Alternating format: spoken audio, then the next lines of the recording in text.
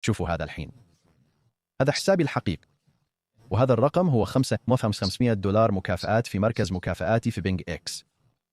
ما راح أشرح إيش يعني لسه. أول شيء لازم أقول لكم عن خطأ يخسر الناس المكافأة بالكامل، وأعدكم أني بوضح هالشيء. لحظة صدقي قبل ما نكمل، عندي شراكة مع بينج إكس عبر برنامج الإحالة حقهم. إذا سجلت بكودي أو رابط كلنا نكسب، وأبي أكون صادق بدل ما أخفي بها الوصف. ولأن هذا يشمل الكريبتو والتداول، لازم أوضح إنها مو نصيحة مالية. الكريبتو متقلب، وقراركم بفلوسكم مسؤوليتكم. تمام، بما إننا خلصنا الحين خلونا نبدأ. وش اللي بسويه اليوم موجود هنا؟ بعلمكم كيف تستخدمون كود الإحالة بالضبط. بيجاوب على السؤال اللي الكل خايف يسأله، إذا بينج إكس آمن للاستخدام أساساً، وبوريك الخطوات بالضبط عشان ما تخسر المكافأة اللي جيت لها بالغلط. بحط كل شيء تحتاجه، الكود والرابط المباشر تحت في الوصف عشان تشوف أول وبعدين تتصرف متى ما تكون جاهز. الحين بعض السياق، لأن فيه ناس ما لمسوا بينج إكس من قبل. بينج إكس موجود من 2018 وسوى إعادة تسمية حول 2022، ومعروف هالأيام بشيء واحد: تداول النسخ. هذا مكان تقدر تتبع وش يسوون المتداولين الخبراء وتنسخ صفقاتهم تلقائي، وهذا سبب كبير يخلي المبتدئين يتجهون له بدل عن منصة تعتمد على دفاتر الطلبات. تمام، خلونا ندخل في الجزء اللي ما أحد يتكلم عنه، وهذا أهم جزء بصراحة. هل بينج إكس آمن؟ شوف، مو جالس هنا وأقول كل شيء كان تمام. في 2024 تعرضت بينج إكس لاختراق أمني، أيوة، وانهب فلوس من محافظهم الساخنة. أقول لكم دا الشيء بصراحة، لأن لو ما قلت وأنتم عرفتوا بعدين عشان قناة تعليقات راح تثقون فيني أقل كثير، وبصراحة مفروض. اللي يهمه فعلا هو إيش صار بعد كذا. بينكس غطت خسائر المستخدمين المتأثرين من صندوقهم الاحتياطي، وما وقفوا هنا. أعادوا بناء نظامهم الأمني بالكامل، وطلعوا شيء اسمه شيلد إكس، نظام مراقبة فورية مصمم يلقط سحب غير عادي قبل لا يصير مشكلة ثانية.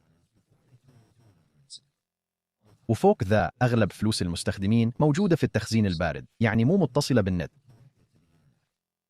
عندك مصادقة ثنائية، وعندك قائمة بيضاء لعناوين السحب، يعني حتى لو أحد عرف كلمة مرورك ما يقدر يرسل فلوسك لأي محفظة عشوائية. وكل شهر ينشرون بيانات إثبات الاحتياطيات عشان تقدر تتأكد بنفسك إن الفلوس متطابقة. على الصعيد التنظيمي، بينجكس جلوبال تشتغل بترخيص تبادل العملات الرقمية من أوستراك في أستراليا، وكيانهم الأوروبي مسجل كمقدم خدمات أصول افتراضية تحت سلطة التحقيق في الجرائم المالية بليتوانيا. خليني أكون صريح معك، هذا مو نفس مستوى الرقابة اللي تحصل عليه من جهة تنظيمية مصرفية كبيرة، وبينجكس ما متوفر في بعض الدول بما فيها أمريكا، بريطانيا، وكندا، والصين. فلو كنت في واحد من هذه الأماكن هذا مو راح ينفع معك. بس بالنسبة للمناطق اللي يشتغل فيها اللي وصفته لك، هو ترتيب أمني ومتوافق قانونيا وشغال، مو بس كلام تسويقي على صفحة إنترنت. خذ المعلومة هذه وحكم عقلك فيها مع قد إيش تقدر تتحمل من المخاطرة، وقرر بنفسك. وبصراحة هذا كل اللي أقدر أقوله لك بأمانة. طيب خلونا ندخل في الجد. بوريكم بالضبط كيف تسجلون وين تحطون رمز الإحالة. تفتحون صفحة التسجيل، تدخلون بريدكم الإلكتروني أو رقم الجوال، تحطون كلمة المرور، وتحتها على طول فيه خانة مكتوب فيها رمز الإحالة. هذا هو المكان اللي الناس يغلطون فيه، لازم تحطون الكود هنا فيها لحظة، مو بعد ما تسجلون، لأن بينج إكس ما يمديكم تضيفونه لاحقاً. الكود هو زورفتا، أو بصراحة الخيار الأسهل استخدموا الرابط بالوصف وبيعبيه لوحده، يعني ما تحتاجون تكتبونه. وبعد ما تحطون الكود تكملون التحقق من البريد، وحسابكم بيرتبط بالمكافآت الترحيبية. خلونا نفصل 5500 دولار، لأن هذا هو المكان اللي يصير فيه لخبطة واجد، والفيديوهات الثانية ما تشرح شيء. مو هو دفعة واحدة تجيك بحسابك لما تسجل، هي حزمة مكافآت متقنة تتفتح بأجزاء مع كل خطوة معينة تسويها. تحصل صندوق غامض بس عشان تسجل، ثاني لما تكمل التحقق، وثالث مربوط بأول إيداع، ورابع مع أول صفقة. وفي قسائم خصم على الرسوم، وفي بعض الأحيان رصيد تجريبي للتداول. المبالغ بكل صندوق تختلف، لكنها تكدس للوصول لقيمة الحزمة الترحيبية. السبب اللي خلاني أشرح لك بدل ما أعيد الرقم الكبير هو إني أبغاك تفهم وش اللي تفتحه ومتى، بدل ما تفترض إنه يجي فجأة. الحين لأن نسخ التداول هو الشيء اللي بينج إكس معروفة فيه، خليني أوريك كيف يشتغل، لأن هنا تظهر القيمة الحقيقية في التطبيق. في التطبيق فيه قسم لنسخ التداول تقدر تتصفح فيه متداولين مختلفين. قبل ما تنسخ أي أحد تفقد 3 أشياء: العائد على الاستثمار مع الوقت، والتراجع اللي يوريك كم المخاطرة اللي يتحملونها وكم عدد المتابعين لهم حالياً. مو مضمون إنك تكسب فلوس من هذا الشيء، أبغى أكون جداً صريح في النقطة هذه. نسخ التداول لازال فيه مخاطر حقيقية، أنت فعلياً تثق باستراتيجية شخص آخر بفلوسك، والأداء الماضي ما يضمن لك شيء في المستقبل. لكن لو أنت توك تبدأ في التداول وفكرة قراءة الشموع يكلفك، فهذه طريقة أسهل تاخذ فكرة عن السوق وأنت تتعلم. وهذه فرصة مناسبة نذكر فيها الرسوم لأنها تؤثر على أرباحك في الحالتين. رسوم التداول الفوري تقريباً 0.1%، بينما رسوم تداول العقود الآجلة تختلف بين الصانع والمستهلك وغالباً تكون أقل. إذا تفكر تستخدم الرافعة، اعرف إنها تضخم الأرباح والخسائر، لذلك لا تبدأ برافعة عالية الخطوة الأولى. طيب، خلونا نلخص بكلام عملي، قائمة سريعة حتى ما تخسر أي مكافآت.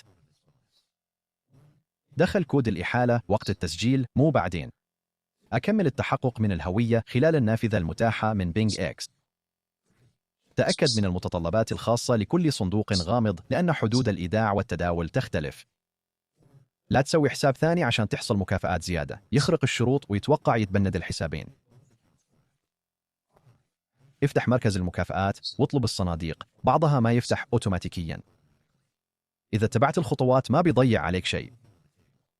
إذا وصلت لهنا وتريد تبدأ بجد، الرابط بالوصف. ذي أسهل طريقة تتأكد إن الكود زورف ده انحط صح من أول خطوة، بدون كتابة ولا فيه مجال للخطأ. كذا سؤال سريع الناس دايم يسألونها: يمديك تضيف كود الإحالة بعد ما تسجل؟ لا، لازم ينحط وقت التسجيل.